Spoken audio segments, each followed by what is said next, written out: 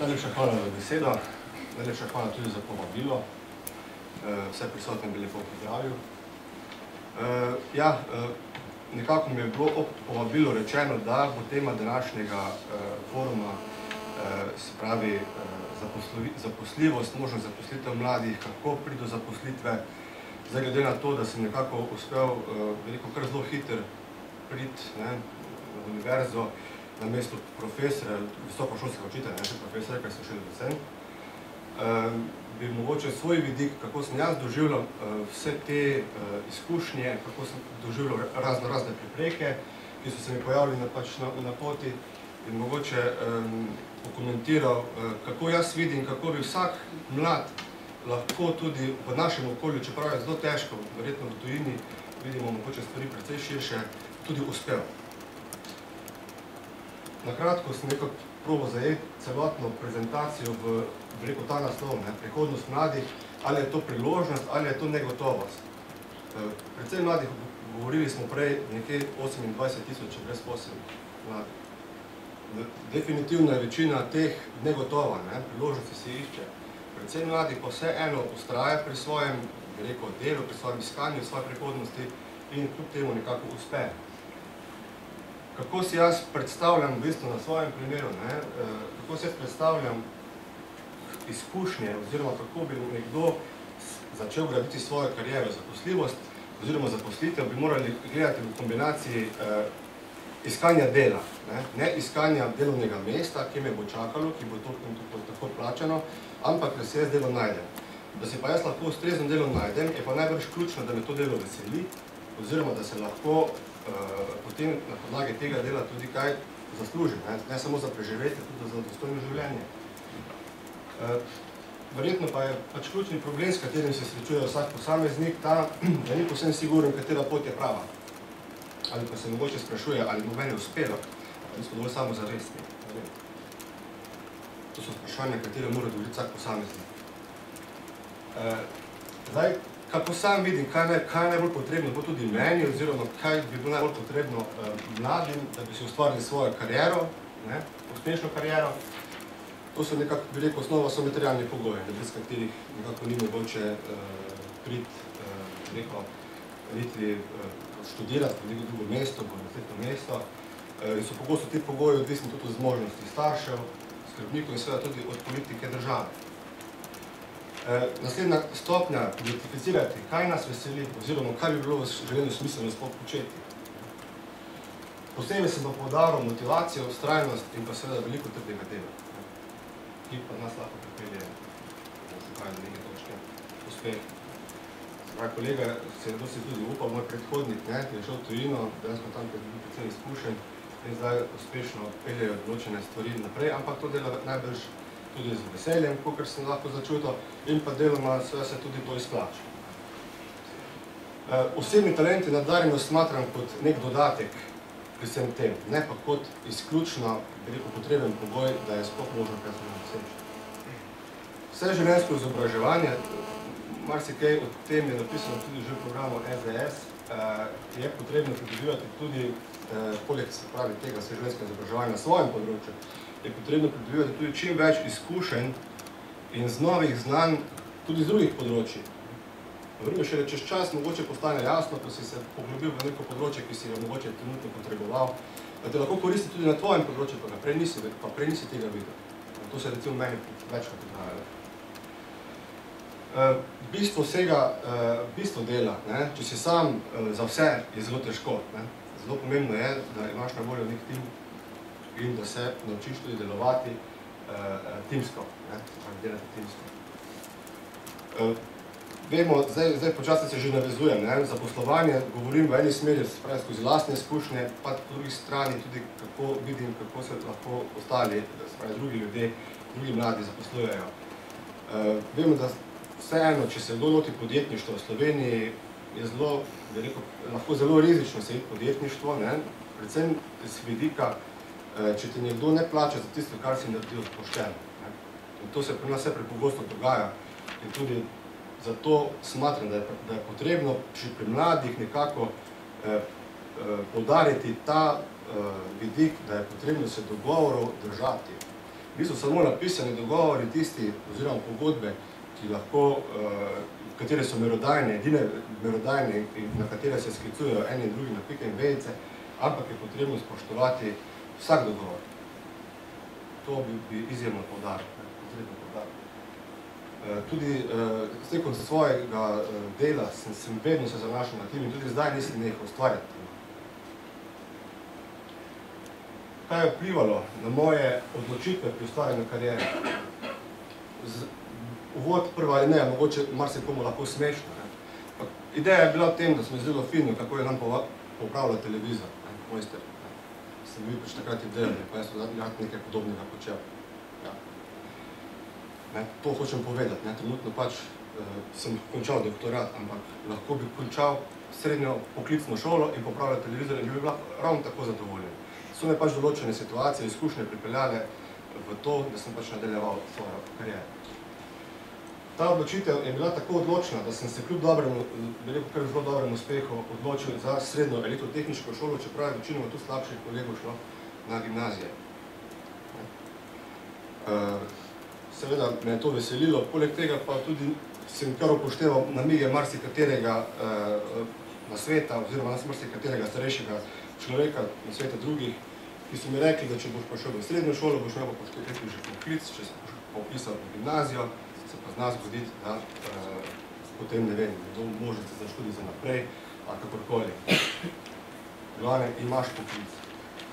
V srednjo šolo sem vzel kar precej resno, sem pa seveda izjemno vlogo, zelo pomembno vlogo, saj pri meni in tukaj gledali okoli mene, igrali tisti, oziroma odigrali tisti ljudje, predavatelji, učitelji na srednjih šolah, ki so znali študente oziroma dijake spodbujati, predvsem tiste, ki so želeli nekaj več, ki so pokazali interes in ki so želeli nekaj več narediti. Čeprav ni šlo samo za šolsko dejavnost, ker bi želel pač čeprav jasno borili za dobre ocene in želiš nek uspeh, sem se odreževal tudi tekmovanj, ki niso bila obvezna in ta tekmovanja so potem odpirala vrata naprej. Pa prej nisem vedel na boju. Prosto me je zanimala določena stvar, delal sem raziskave na trifazni transformatorji, že kot srednji šolec, na malo višjem nivoju in tudi na krajem programe tekmovanja. Tako je pač postalo kmalo jasno, da druge izbire poti več ni, kot pa, da se vpišem na eno od univerz. Srednjo šolo sem pač končal, da je zelo uspešen. Vpisal sem se na univerzitetno študijsko program elektrotehnika in seveda prideš v drugo okolje, ker sem pač nisem bil iz Maribora skoraj prej, sem prišel v drugo okolje in tam prideš novo življenje, si ga začneš na novo postavljati. Vsi vemo, kako to je, bilo zabave, pač kaj pretehta, ali je enega dela malo več ali drugega dela malo več, nekako. Imel sem pa neko notranjo voljo in željo, da vseeno pa študij vzamem resno in poleg vsega tega, teh zabav in vsega tega, uspem še tudi resno študirati. Takrat sem imel to kondicijo, danes se ne bi rekel, že bistveno drugače.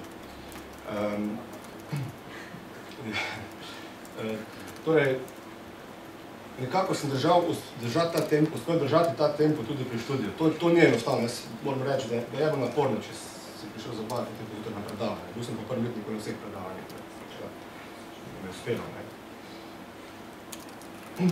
Ja, dok malo sem se sveda pač kopal naprej, prišel v novo okolje, sem takšen po naravi, da me stvari zanimajo, spoznal ljudi okrog sebe, tudi tiste, ki so se ukvarjali z študentsko problematiko.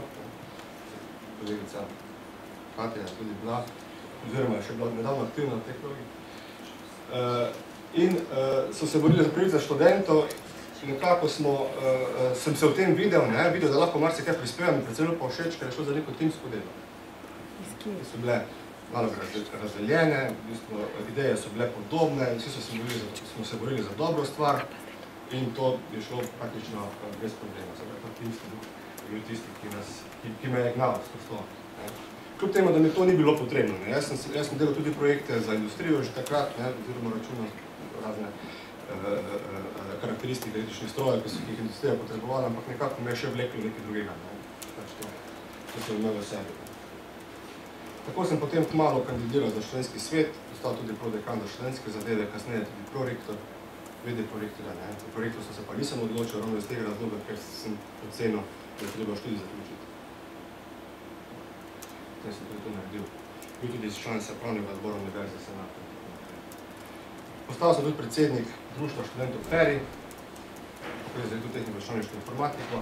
Ustanovili smo to društvo, ustanovili smo časopis študentov FERI Abacus, ki še danes izhaja. Jaz sem takrat predsednik.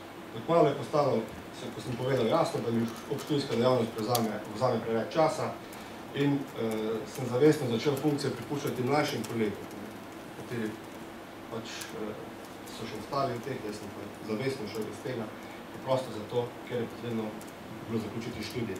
Da pa se ne bi mogoče kdo misli, da sem, a pa marsikdo si misli, zdaj si pa čas investiral v nekaj, pa se vknal za nekaj, kar ti ne bo prišlo prav, ne, ni res. Vsaka izkušnja ti pride v življenju zelo prav. Tudi ta je prišla v življenje, moje življenje, moje poti izjemno. Prav vsaj, če ne drugega, sem dobil vsaj pogled v nekaj stvari, za katere prej nisem imel pojma, da smo obstajali.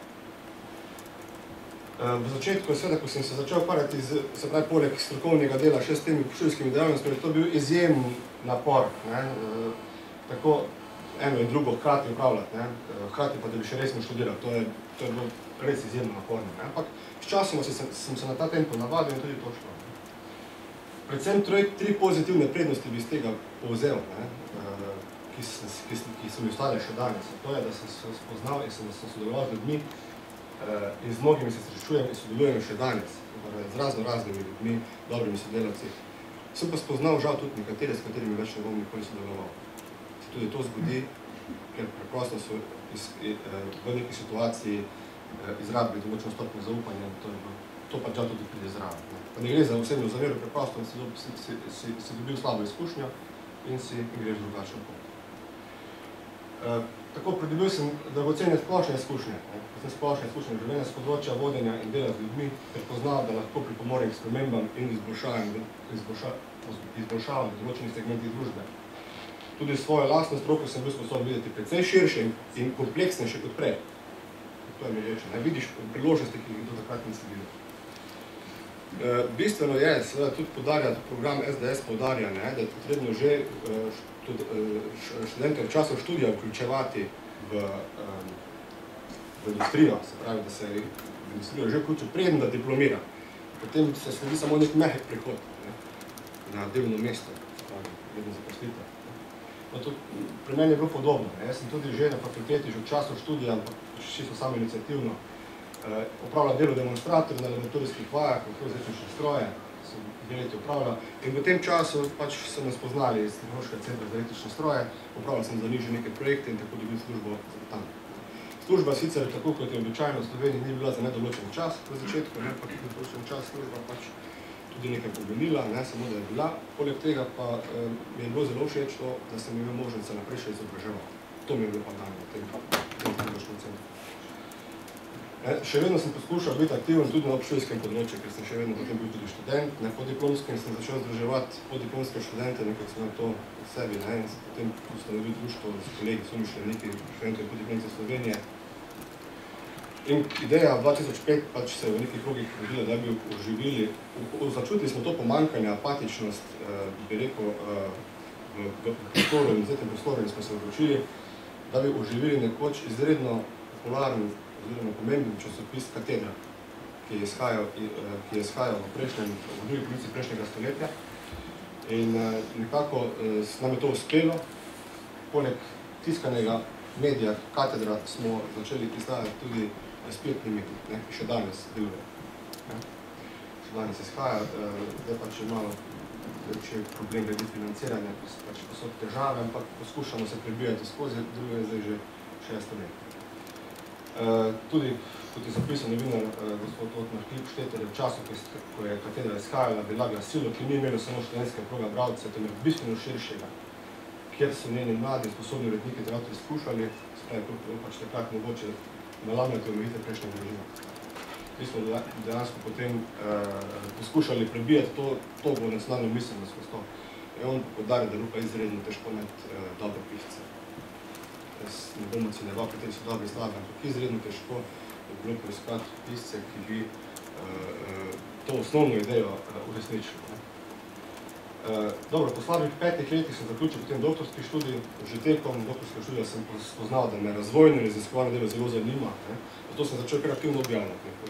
Predvsej sem potoval tudi po svetu, ne tako za dlje časa kot kolega pred mano, ampak konferenca predstavila svoje dosežke in dobila tudi zelo odmevne objave, citate zelo uglednih ljudi in polnil svojo bibliografijo, ki mi tudi stane za vse življenje in tudi ta bibliografija mi pomagala, da sem se lahko izvolil v naziv docenta. Seveda sem v času, ko sem doktoriral, imam priložnost se zaposliti na fakulteti za energetiko, ki se je takrat ravno vzpostavljena in še ni bila lastnih kadrov. To sem pač izkoristil in se potem kot docent zaposlil na tem področju. Na univerzi, ponovno iz gospodarstva sem se vrnil na univerzo, kjer pa sedaj že 3. leto poučujem, raziskujem, pridobivam ter vodim projekte. Izkušnje iz preteklosti, ko sem povedal, da vse, kar sem delal, je že koristilo, bo enkrat koristilo, da me je že koristilo, seveda je bila to, da sem kmalu po nastopu službe postal tudi del vodstva fakultete, kot dekan za razvoj in vodim laboratorij za energetske pretvorbe. Imam vključenih že 5 polno zaposlenih ljudi, vlastnim financiranjem. V projekte pa so dodatno vključeni tudi zaposleni administracije drugih laboratorijev. Kako občutimo finančno krizo? Seveda čutimo, še to je poudarjeno. Ta tim, ki ga zaposlujem, je mlad, to so ljudje stari tam do 30 let. So zelo mladi ljudje. Ambiciozni. Tudi ni ideja ta, da ne vem, kaj že zna. Važno je to, da ima potencial in da želi nekaj se naučiti. Če že ima ta potencial, pa da ima eno desno roko, to že dovolj. Finančno krizo seveda čutimo, ampak se pomagamo z rešitvami, ki so trenutno na voljo. Seveda želimo si, da bi se predvsem začel resničevati res ta program, ki je konkretno. Ki ga je pripravila SDS, pa pred 10 ukrepov. Denarja za aplikativne raziskave strani podjetja je seveda manj. Rešitve pa iščemo zdaj alternativne še druge. Evropski projekti, evropska sredstva so še neke mere na voljo. Mednarodno povezovanje. Povezujemo se za avstrijsko industrijo električnih pogojov, za električno avtomobilsko industrijo. Poskušamo pa tudi delati preboj, ker verjamemo, da na tem področju bo možno delati preboj in čakamo. Razvijamo in se pripravljamo. Kako vidim prihodnost za mlade? Prihodnost bo težka, vendar bo za tiste, ki so navajeni oziroma pripravljeni to delati manj težka. Mladi si morajo zastaviti ambiciozne karierne načrte. Tudi mogoče včasih malo bolj ambiciozne, kot bi se upali. Prevečkrat govorimo o zaposlitvah na mesta, ki bi nas nekje čakala. Predvsem je potrebno v mislih imeti, da je potrebno iskati delo. Torej, kaj lahko delam, da bom s tem lahko zaslužil? Kaj zaslužil za dostojno življenje? Ne samo za preživetje, za dostojno življenje. Boljše zaslužil. Država mora vnesti optimizem med mlade, da ne bo imeli občutka, ki je pa zdaj trenutno močno prisotno, da več kot delaš, da se ti itak ne splača, ker več kot delaš, bolj si obremenjen z raznimi prispevki in podatki. Praktično se ti ne splača delati, bi rekel, še dodatnih 8 ur, ker ne zaslužiti približno sorazmerno. Ampak nekako so dejansko pozitivne strani program, ki sem ga omenil, vsebuje konkretne rešitve, ki so v tej situaciji nujne in pomeni stabilizacijo nestabilnega stanja, ki bo omogočil mladim, da se lahko osredotočijo na svoje lastno delo. Predvsem na to, da lahko dela tisto, pri čem so dobri, kaj si želimo, in da bomo lahko uspeli, ne pa samo preživeli in tudi dostojno zaslužili. Ti ukrepi, zdaj jih ne bom ponavljal, ker najbrž jih že poznate, jaz sem jih izpostavil, kateri se mi zdijo tisti najbolj pomembni. Med prvimi 10 najdemo, da bo država podprla ustvarjanje in zmanjšala stroške dela. Tu govorimo o zmanjšanju ceni dela bolj produktivnih in izobraženih z vidika podjetij, to za strane dohodninstvo res, sicer pa za vidika delavcev. Podprli bodo podjetne, oziroma država bo podprla podjetne, pavšalne obdavčitve za mikropodjetja, se pravi, da bi tudi mladi lažje začeli z lastnimi podjetji.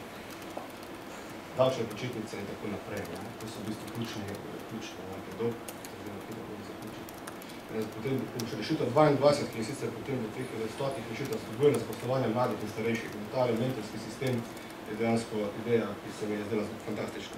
To je v bistvu, da se nekdo, ki je že v letih z izkušnjami začne povezovati z mladim, da bo peljati v sistem, da lahko že praktično ga popolnoma enakovredno nadomesti, ko se odloči za upokojitev. modernizacija sistema izobraževanja, predvsem spodbojanje tehničnih poklicev, narodnostne in tujezične kompetence, kar zagotavlja celoživljenjsko učenje. To pomeni razvoj in priznanje tudi neformalnega učenja. Jeziki, druga znanja, ki dejansko lahko pridejo prav, to, kar sem že prej povedal, gledati moramo interdisciplinarno. Jaz se opravičujem, če sem bil predolg, ampak nekako se mi zelo pomembno, da dejansko res povem tisto, kar mislim in svoj vidik in nekaj z optimizmom gledam naprej. Hvala lepa.